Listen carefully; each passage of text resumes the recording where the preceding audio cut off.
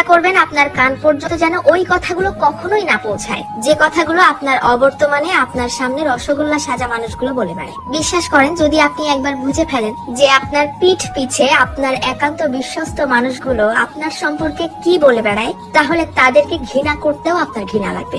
যদি আপনি বুঝে ফেলেন আপনার কান পর্যন্ত কোনো কায়দায় যদি কথাগুলো চলেও আসে, তখন আপনি এমনিতেই নিঃশব্দে মেনে নিতে বাধ্য হবেন যে আপনার আশেপাশে আসলে আপনার বিশ্বাসযোগ্য কেউ নেই। যখন কেউ আপনার প্রশংসা করবে, সেটা তারা কোনো রকম রিয়াকশন ছাড়াই চুপচাপ শুনবে। অথচ কেউ যখন আপনার সম্পর্কে খারাপ কিছু বলবে, সেটা দেখবেন যত দ্রুত সম্ভব এরাই মানুষের মধ্যে ছড়িয়ে দিবে।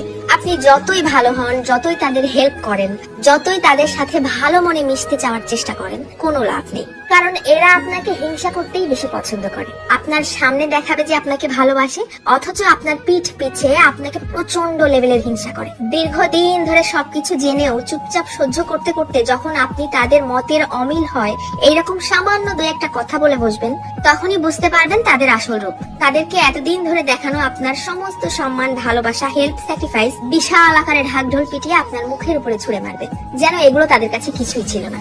আমার কথাগুলো বিশ্বাস হচ্ছে না? আপনি আপনার জীবনে এই ব্যাপারটা একবার অ্যাপ্লাই করে দেখতে পারেন। বিশ্বাস করেন, কেউ কারো আপন না, শুধুমাত্র সামনাসামনি আপন আপন সাজার ভান ধরে। যত দ্রুত আপনি এই সত্যিটা বুঝতে পারবেন, তত দ্রুত আপনার জীবনটা শুধরে যাবে। কারণ কেবলমাত্র তখনই আপনি সেই আপন সাজা মানুষগুলোর সামনে নিজেকে প্রেজেন্ট করা বন্ধ করে দিবেন। কারো কাছ থেকে কোনো এক্সপেকটেশনও রাখবেন না। জীবনটা হয়ে যাবে শান্তির। তবে মন খারাপের কিছু নেই, এদের জন্যও সৃষ্টিকর্তা বড় কিছু আয়োজন করে রেখেছেন।